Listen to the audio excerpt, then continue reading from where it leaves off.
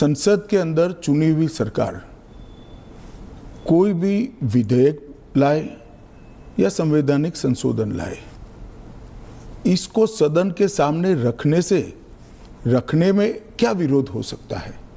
जबकि मैंने स्पष्ट कर दिया था कि इसको हम दोनों सदनों की संयुक्त समिति को सौंपेंगे। वहां आप आपके विचार व्यक्त कर सकते हैं, और दूसरा, जब इस पर मतदान हो तब आप आपका मत व्यक्त कर सकते हो, क्योंकि ये संवैधानिक संशोधन है तो 2/3 बहुमत चाहिए दोनों सदनों में, जो आपके पास नहीं है या नहीं है वो तो उस वक्त सिद्ध होगा। परंतु उस वक्त आप अपना विचार भी रख सकते हो और वोट भी कर सकते हो। किसी भी सरकार के विधेयक को या संविधान संशोधन को सदन में पेश न होने देना और इस तरह का व्यवहार करना, ये क्या लोकतंत्र में उचित है? क्या देश की पार्लियामेंट के दोनों सदन बहस के लिए है या शोरगुल और हल्ले के लिए है? मुद्दे का विरोध हमने भी देखा है, हमने भी करा है, परंतु बिल को पेश न होने देने की एक प्रकार की मानसिकता, मैं नहीं मानता हूं कि ये लोकतांत्रिक है, और विपक्ष को देश की जनता के सामने इसका जवाब देना पड़ेगा। उनका जो मैनर ऑफ प्रोटेस्ट है उसके बारे में मैं बाद में पूछूंगी, लेकिन ये जो गंभीर आरोपों का जो दायरा है, क्या आप स्पष्ट कर सकते हैं कि गंभीर आरोप क्या है? स्पष्ट कर सकती है क्या? हाँ, तो वही मैं आपसे तो जरा पूछिए आरोप। तो क्या आरोप हो सकते हैं? कैपिटल मतलब मर्डर, रेप, ऐसे वाले जो नहीं, पहले विपक्ष का इस बिल में विरोध क्या है वो तत्वतः आप बता सकती है क्या? इसका मूल विरोध का कारण जो विपक्ष ने मीडिया को समझाया होगा, हाँ, वो आप हमें बताइए पहले। तो वो तो कह रहे हैं कि आप इस बिल के जरिए आप जो इलेक्टेड रिप्रेजेंटेटिव है, जिनके पास मैंडेट है और जिनका जनाधार से कनेक्शन है, आप उसको उलट रहे हैं, और आप 30 डेज में आप बेल नहीं मिलेगा तो वो हट जाएंगे, और ये तो it is like political suicide या पॉलिटिकल मर्डर। देखिए, इस देश में आज एनडीए के मुख्यमंत्रियों की संख्या ज्यादा है, प्रधानमंत्री भी एनडीए के हैं, श्री नरेंद्र मोदी प्रधानमंत्री। तो ये बिल सिर्फ विपक्ष के लिए क्वेश्चन खड़ा नहीं करता, हमारे मुख्यमंत्रियों के लिए भी क्वेश्चन खड़ा करता है। मैंने जो सुना वो कह रहे कि आपके लोगों के सामने एफआईआर नहीं होती है। ये जनता को गुमराह करे। उनको मालूम है कि किसी भी व्यक्ति के खिलाफ आरोप है तो आप पब्लिक इंटरेस्ट लिटिगेशन के माध्यम से कोर्ट के सामने जा सकते हैं। कोर्ट ऑर्डर करेगी कि इनके खिलाफ एफआईआर करो। अगर ज्यादा गंभीर मामले हैं तो कोर्ट मॉनिटर भी करती है। इसमें पक्ष विपक्ष कहाँ आता है? बट ये एक सेकंड, मेरी बात पूरी नहीं हुई है। इसमें पक्ष विपक्ष नहीं आता है। और दूसरी बात, इसमें 30 दिन तक जमानत का प्रावधान किया गया है। अगर फर्जी टाइप का केस है तो देश की हाई कोर्ट और सुप्रीम कोर्ट आंख मूंद कर नहीं बैठे हैं। किसी भी केस में हाई कोर्ट और सुप्रीम कोर्ट को जमानत देने का अधिकार है। अगर जमानत नहीं मिलती है तो आपको पद छोड़ना पड़ेगा। मैं एएनआई के माध्यम से देश की जनता को और पूरे विपक्ष को भी पूछना चाहता हूं, क्या कोई मुख्यमंत्री, कोई प्रधानमंत्री या कोई मंत्री जेल में रहकर सरकार चला सकता है क्या? इस देश के लोकतंत्र के लिए शोभा रूप है क्या? और अगर 30 दिन के बाद जमानत मिल जाती है तो वो फिर से शपथ ले सकते हैं। हम multi party parliamentary democratic system में है। जब आपके पास सदन में बहुमत होता है, एक मुख्यमंत्री को किसी भी कारण से जेल में जाना पड़ा, 30 दिन तक जमानत नहीं हुई, तो अब वो पदमुक्त हो जाएंगे, परंतु उनका बहुमत तो बना रहेगा। जैसे ही मुक्त होंगे वो फिर से मुख्यमंत्री बन सकते हैं। ये जो गंभीर आरोप होते हैं इन लोगों के खिलाफ, वो उनको साबित करने के लिए या उनसे छुटकारा पाने के लिए इतना वक्त लग जाता है। आप जैसे जो डेमोक्रेसीज हैं, बाकी डेमोक्रेसीज हैं, वहाँ पे क्या होता है कि वो हट जाते हैं और फिर वापस आते हैं। यहाँ पे तो जेल में डाल देते हैं। देखिए, जेल में डालने का जो प्रावधान है वो एनडीए सरकार ने नहीं बनाया है। वो सालों से यहाँ चल रहा है। दूसरी बात कि ये जो आपने कहा कि गंभीर आरोप की व्याख्या क्या होगी, तो उसमें हमने व्याख्या कर दी है कि 5 साल से ज्यादा सजा का जहां प्रावधान है वहां पर उनको पद छोड़ना पड़ेगा। कोई छुटपुट आरोप के लिए पद नहीं छोड़ना है, मगर जिन पर करप्शन के आरोप है या 5 साल से ज्यादा सजा के आरोप है, ऐसे मंत्री, मुख्यमंत्री या प्रधानमंत्री जेल में बैठकर सरकार चलाए, ये कितना उचित है। पर दोष के ऊपर कैसे कर सकते हैं? पहले मैं आपको सिद्धि तो हो जाए ना। मैं आपको बताना चाहता हूं, आज भी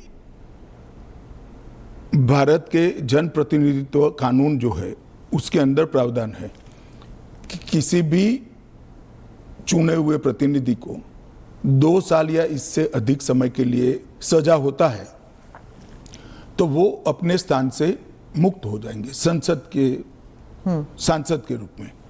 अब उस पर हाई कोर्ट की अपील बाकी है, इस पर सुप्रीम कोर्ट की अपील बाकी है, मगर एक मॉरल ग्राउंड तय करने के लिए कानून आजादी मिली तब से बना है। इस पर भी आर्गुमेंट होता है कि भाई वो हाई कोर्ट से छूट जाएंगे, वो सुप्रीम कोर्ट से छूट जाएंगे, क्योंकि अपील फाइनल नहीं हुई है। तो जैसे ही छूटते हैं उनकी सदस्यता रिवाइव हो जाती है। कई सारे लोगों की सदस्यता समाप्त हो गई और तुरंत रिवाइव भी हुई, ऊपर से सजा का स्टे मिलने के बाद। पर इस दौरान उनका राजनीतिक कुछ नहीं होता है ना सर। सत्येंद्र जैन का देख लीजिए, उनके 4 साल कौन लौटाएगा? उनकी जो पॉलिटिकल लाइफ है वो तो खत्म हो गई ना। नहीं, मगर 4 साल तक उनको जमानत नहीं मिला, केस अभी चालू है। हाँ, तो पर उसके बाद सीबीआई का जो रिपोर्ट है वो कोर्ट ने एक्सेप्ट कर लिया ना। भयंकर भ्रांति में हो। जिस एफआईआर में वो 4 साल जेल में रहे, वो एफआईआर में क्लोजर रिपोर्ट नहीं भरी गई। क्लोजर रिपोर्ट 2022 के केस में भरी गई। जिन 4 केसों में वो जेल में गए थे और लंबे समय तक रहे, वो 4 केसों में सीबीआई ने चार्जशीट किया है और वो ट्रायल फेस कर रहे हैं। मगर आप पार्टी के प्रोपेगेंडा का आप शिकार हो। सत्येंद्र जैन जी को जिस केसों में लंबा समय जेल में रहना पड़ा, वो सारे के सारे केसों में चार्जशीट हुआ है और वो ट्रायल फेस कर रहे हैं। और अरविंद केजरीवाल जो थे उनका भी ऐसे ही हुआ था, बेल मिला और फिर उसके बाद वो वापस आ गए। क्या यही होने वाला है हर नॉन बीजेपी चीफ मिनिस्टर के साथ? तो आप मुझे एक बात का जवाब दीजिए, नॉन बीजेपी बीजेपी छोड़ दीजिए, दोनों के लिए समान कानून है, परंतु किसी ने भी जेल से सरकार चलानी चाहिए क्या? आजादी से अब तक कई सारे नेता जेल में गए, कई सारे मुख्यमंत्री भी गए, मंत्री भी गए, और सबने इस्तीफा देकर जेल में गए। अभी एक ट्रेंड शुरू हुआ कि जेल में जाने के बाद भी इस्तीफा नहीं देना। ढेर सारे ऐसे लोग हैं जिन्होंने इस्तीफा दिया। तमिलनाडु के कुछ मंत्रियों ने नहीं दिया, दिल्ली के मंत्री और मुख्यमंत्री ने नहीं दिया, और सरकार के सचिव, डीजीपी, मुख्य सचिव इनके पास आदेश लेने के लिए जेल में जाएंगे। ये क्या हमारे लोकतंत्र को दुनिया में सम्मान दिलाएगा क्या? ये मुद्दे पर चिंता, चर्चा होनी चाहिए, नहीं होनी चाहिए। और मैं आज जो कांग्रेस पार्टी इसका मुखर कर विरोध कर रही है, वो कांग्रेस पार्टी के एक स्टैंड को ही मैं कह रहा हूं। जब यूपीए की सरकार थी, श्री मनमोहन सिंह जी इनके प्रधानमंत्री थे और लालू प्रसाद यादव जी इनके मिनिस्टर थे। लालू प्रसाद जी को सजा हो गई। मनमोहन सरकार एक ऑर्डिनेंस लेकर आई कि 2 साल की सजा हो तो भी अपील का स्टेज बाकी है तो उनकी सदस्यता नहीं जाती है। यही मॉरल ग्राउंड था जो आप कोट कर रही हो। तो एक ऑर्डिनेंस लेकर आए कि हम इसको बदल दे रहे हैं। ऑर्डिनेंस से बदलने का कैबिनेट ने प्रस्ताव भी किया। यही श्री राहुल गांधी इसको कंप्लीट नॉनसेंस कहकर सार्वजनिक रूप से प्रेस कॉन्फ्रेंस में फाड़े थे ऑर्डिनेंस को। और देश की कैबिनेट ने और देश के प्रधानमंत्री ने जो फैसला लिया था, उनकी पार्टी के ही प्रधानमंत्री ने जो फैसला लिया था, उसका मॉरल ग्राउंड पर उन्होंने मखौल उड़ाया था। और मनमोहन सिंह एक सॉरी फिगर बनकर रह गए थे पूरी विश्व के सामने। आज वही राहुल गांधी बिहार में सरकार बनाने के लिए सजा हो गई, वो लालू प्रसाद जी को गले मिल रहे हैं। ये ड्यूअल स्टैंडर्ड नहीं है क्या? ये शोभा देता है क्या? 3 चीजों से ये सारे आरोप खारिज हो जाते हैं। एक तो प्रधानमंत्री जी ने स्वयं अपने आप को इसमें डाला है। एक जमाने में कांग्रेस 39वां संविधान, प्रधानमंत्री ने डाला है, पहले नहीं थे क्या प्रधानमंत्री? ना, पहले तो प्रोविजन ही नहीं था। तो जब कानून ड्राफ्ट हो रहा था तो उन्होंने खुद डाला अपना? हाँ, खुद डाला है।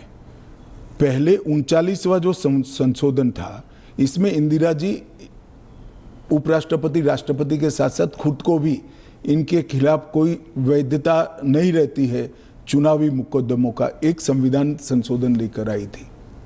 वो खैर कांग्रेस पार्टी और श्रीमती इंदिरा गांधी की नैतिकता का सवाल है। नरेंद्र मोदी जी अपने खिलाफ खुद संविधान संशोधन लेकर आए हैं कि प्रधानमंत्री भी जेल में जाएगा तो उसको इस्तीफा दे देना पड़ेगा। पर इससे एक एक्स्ट्रा जुडिशियल पावर कह लीजिए जो भी एक अधिकारी को नहीं मिल जाता कि प्रधानमंत्री से भी ज्यादा सीनियर हो जाता है वो? जी, आप ऐसे बात करिए जिसमें जैसे इस देश में कोई कोर्ट ही नहीं है। पर कोर्ट में डिलेज होते हैं ना सर? ये कानून आने के बाद नहीं होंगे, क्योंकि कोर्ट को तुरंत इंटरवीन करना पड़ेगा। किसी चुने हुए प्रतिनिधि को खारिज करने का प्रावधान हुआ है। मैं तो उल्टा कहता हूं, इससे यस और नो जो होना है वो जल्दी हो जाएगा। तो प्रेशर कोर्ट्स पे होगा डिक्लेयर करने के लिए? प्रेशर होगा ये कहना ठीक नहीं है। हाँ। मगर हमारी कोर्ट भी, पर उसी सुनिए ना, हमारी कोर्ट भी कानून की गंभीरता को समझती है। जब 30 दिन के बाद पद छोड़ना है तो वो उसके पहले इसका फैसला करेगी कि बेल मिलना चाहिए या नहीं मिलना चाहिए। हाई कोर्ट में जब केस गया कि श्री केजरीवाल जेल में है, तब उनको वहां से इस्तीफा देने चाहिए। पब्लिक इंटरेस्ट लिटिगेशन फाइल हुआ। हाईकोर्ट ने कहा कि हम सैद्धांतिक रूप से मानते हैं कि इनको छोड़ देना चाहिए मॉरल ग्राउंड पर, परंतु अभी के कानून में कोई प्रावधान नहीं है। चलिए, अब कानून में प्रावधान हो गया। मेरा बहुत स्पष्ट मानना है, मेरी पार्टी का मानना है, देश के प्रधानमंत्री का मानना है कि इस देश में कोई भी मुख्यमंत्री हो, मंत्री हो या प्रधानमंत्री हो, जेल में रहकर सरकार नहीं चला सकते। पहले भी कई लोगों ने मॉरल ग्राउंड पर इस्तीफा दिया है। लाल कृष्ण अडवाणी जी ने दिया था, येदुरप्पा जी ने दिया था, ईश्वरप्पा जी ने दिया था, जॉर्ज फर्नांडिस जी ने दिया था। कई सारे लोगों ने मॉरल ग्राउंड पर इस्तीफे दिए हैं। कोई जेल में जाकर सरकार नहीं चलाई। इवन हेमंत सोरेन ने दिया था रिसेंट पास्ट में। जब वो छूट कर आए तो फिर से मुख्यमंत्री बन गए। अब इसका हमने कानूनी प्रोविजन किया है, क्योंकि जब पहले कानून बने होंगे, संविधान बना होगा, तब संविधान निर्माताओं ने ऐसी निर्लज्जता का कल्पना नहीं करा होगा कि कोई भी मुख्यमंत्री जेल में जाएगा और अंदर से मुख्यमंत्री बना रहेगा। खैर, अब ऐसी घटनाएं हुई है रिसेंट पास्ट में, तो हमें हमारी नैतिक मूल्यों के स्तर को गिरने नहीं देना चाहिए। एक कानून नैतिक स्तर के मूल्यों को एक आधार देगा और इससे हमारा लोकतंत्र निश्चित रूप से मजबूत होगा। गृहमंत्री जी, विपक्ष कह रहा है कि सरकार जो है वो इस तरह के जो सिचुएशन बनाएगी या फिर कोर्ट पर दबाव डालेगी कि 30 दिन में जमानत नहीं मिलेगा। अगर 30 दिन में जमानत नहीं मिल जाता तो फिर the entire thing falls through.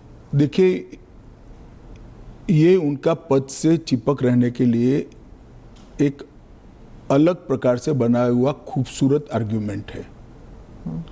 मैं मानता हूं हमारी कोर्ट्स संवेदनशील है और जब किसी का पद जाता है तो निश्चित रूप से कोर्ट समय मर्यादा में उनकी जमानत के फैसले करेंगे, जो भी होगा उसका। मैं विपक्ष के लिए नहीं लिखा, पक्ष विपक्ष जो भी होगा, इसकी जमानत के फैसले तुरंत ही करने की पद्धति भी डेवलप होगी, ऐसा मेरा स्पष्ट मानना है। वो तो कहते हैं कि पॉलिटिक्स ऑफ वेंडेटा होगा, क्योंकि जो इन्वेस्टिगेटिंग ऑफिसर है, जो पुलिसिंग है, वो सब सेंट्रल के कमांड में आ जाता है। पूरी चीज में से आपकी सरकार नहीं, है तो फिर पूरी चीज में से कोर्ट को बाहर ही रख रही हो।